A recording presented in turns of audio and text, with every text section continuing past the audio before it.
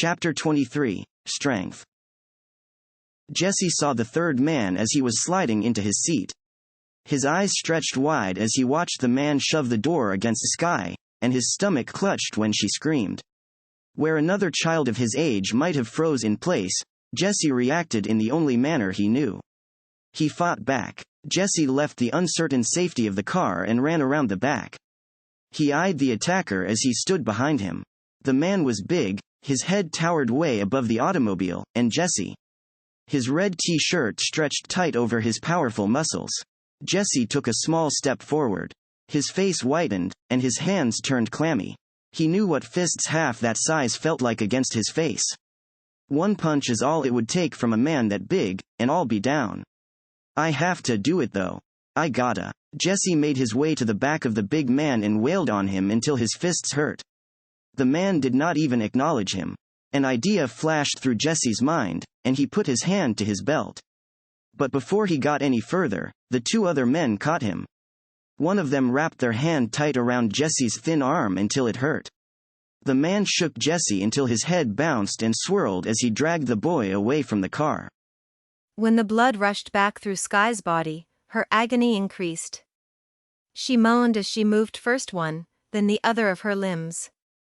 Her back cracked several times as she slowly pushed herself off the ground. She prayed that was not a bad thing. As soon as she was upright, the big man jerked her around in front of him, so her back was to him. He wrapped his arms around her. One hand gripped her waist, his fingers digging into her soft side. The other arm crossed her upper body, holding her arms down. If she hadn't been helpless before, without a doubt, she was now. The big man held her tight to his sweating body. The constriction, on top of her dizziness and fear, caused her breathing to quicken. Instinct kicking in, Sky raised her hands to his hairy arms, her knuckles white as she clenched and pushed them away from her. Big man's shoulders curved around hers, and though he didn't touch her intimately, it felt intrusive. He brought his head down and smelled the side of her neck. Nausea welled up in her. She pulled her head away from him as far as she was able, but he didn't let up until his face almost lay against her. "No!" she screamed.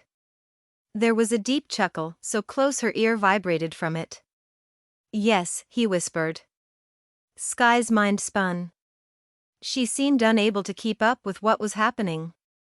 Time moved both fast and slow. It wasn't until she looked at Jesse that her mind stopped tumbling, and she focused. With her arms pinned down, Sky's options were limited. Every twist and turn she made earned her less room as big man crushed her tighter. Already there was room for only one tiny breath at a time. Physically, she could do nothing. In the background, the first man talked without stopping, saying things Sky prayed wouldn't happen and didn't want to hear.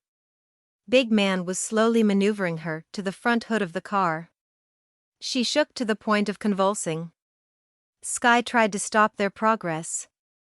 She grabbed at him. Her feet stomped his with no effect. She couldn't reach high enough to bash him in the knee or anywhere else. When she swung her head back, she only hit his chest. Her mouth dried with fear, and her heart thundered as Sky realized it was too late for her. It came down to saving Jesse. "Let the boy go. Please, just let him go." Sky's voice quivered and broke. The man who held Jesse's arm scoffed at her. "Where is he going to go? Let him take the car." Sky kept her voice as even as possible, trusting her training, as if this was a reasonable situation with a sensible request. "You gonna let your scrawny kid just drive away all by himself?" He cackled at her. "Yes, let him go, please." Big man stopped when she pleaded, and talking man seemed to think for a minute. He made a big show of it, rubbing his chin, and scratching his head before replying, "No, I think we will keep him. He might learn a thing or two from us." Sky became frantic and redoubled her efforts to loosen the man's arms in the hope it would be possible to slip down out of them. She clawed at him and bit his salty skin until he moved his arm. She twisted and pushed. Her feet touched the ground now. Like a shot, she lowered her hand to cause him enough pain he'd drop her. Sky's head jerked back from the blow he gave her, and she tasted blood. A second, then third, and she was limp in his arms. Stunned and groaning, she tasted blood. Jessie screamed, and she stirred. Tears streamed as she tried to find him. I can't give up. Her blurry vision couldn't find the boy, her only reason for trying. When Big Man put his head to Sky's, she had no fight left. Jessie screamed again. Sky only made out one word. Dylan. She remembered his arms around her, arms in which she found protection and comfort. Sky closed her eyes. Dylan. Thoughts of him drifted through her mind. Dylan cooking, coming back from the hunt, teaching her how to fight. He wouldn't be happy about this. The bigger they are, the harder they'll fall. Dylan's lessons, his voice, came to her mind. It's an old saying, 'cause it's true. You're smaller than most men. Remember it and use it. With a pitiable effort, Sky pounded on the thick forearm holding her up. This was one very big man. Sky's bracelets moved against her wrist. The messages on them whispering encouragement to her. Be strong. Don't give up. You can do this. She could. She would. Sky stopped fighting and started thinking. The men took it as a sign she had resigned herself to her fate. They laughed at her. She waited for the moment she needed. Anything that would turn this to her favor. Use what's around you. Sky scanned the area.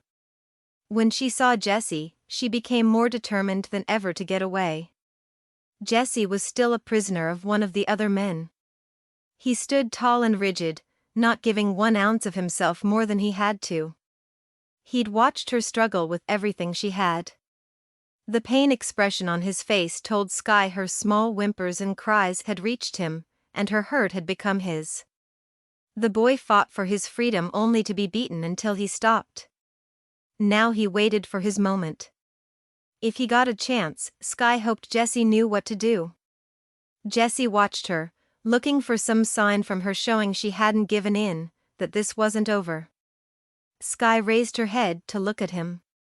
A flicker of hope lit Jessie's face. The woman and boy locked eyes, letting each other see that their fight continued. It would continue until they were standing, and the others were not. We know stuff, Jessie mouthed to Sky, they ain't gonna know what hit 'em. Jessie smirked, the open rebellion burned in his gaze, and Sky returned it. He gave her a slight, determined nod. He was ready. Sky's heart warmed at Jessie's beautiful defiance. She would give this everything she had. For Dylan and Jessie, for her dad, for herself. Big Man turned to the front of the car, clutching Sky in front of him, his arms crushing her. Then she saw it. It had been there before her the whole time. What they thought would be her undoing would be her salvation. Her shoulders squared as she remembered Dylan's instruction. Sometimes you only get one shot. She kept her eyes downcast, as if hopeless, as she waited for the right time. A woman's strength is in her haunches. Sky could hear her own erratic breathing. Though it tested her, she was patient. Thinking of Dylan's voice soothed her. Wait for your moment. Sky resigned herself to being tossed like a rag doll until she could make her move. She waited. Then she was there. Big Man had maneuvered her to the perfect spot.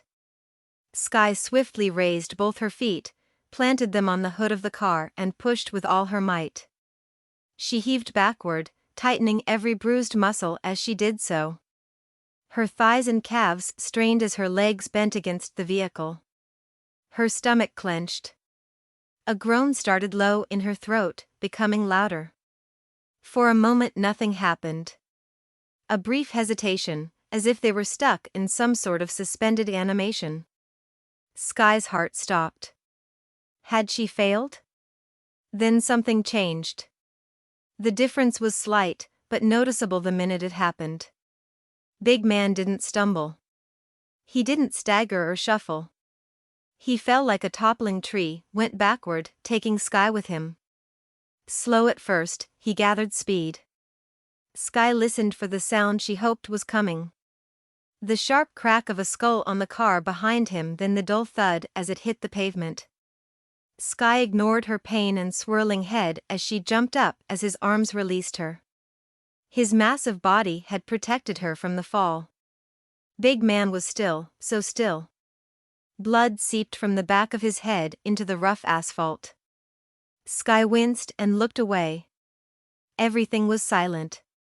The two other men stared at Big Man lying on the road. They seemed dumbfounded by the turn of events, and Sky took advantage of it. She raced to the closest man and did something she would never have thought herself capable of, or would have wanted to do, until now. Sky picked up the knife from the ground and locked her hand on the hilt. With the other, she grasped the back of his belt, wrapping her hand tightly around it. She gripped it so tight her fingers hurt, but she wasn't letting him go. The talking man. He was talking again now, though the subject had changed. He had talked enough. Sky put the knife to his back at his kidney. She pressed it a little so he would know she had a weapon. "Shut up," she said. "I'm sick of hearing your mouth." Sky glared at the third man, the one holding Jesse. "Let the boy go."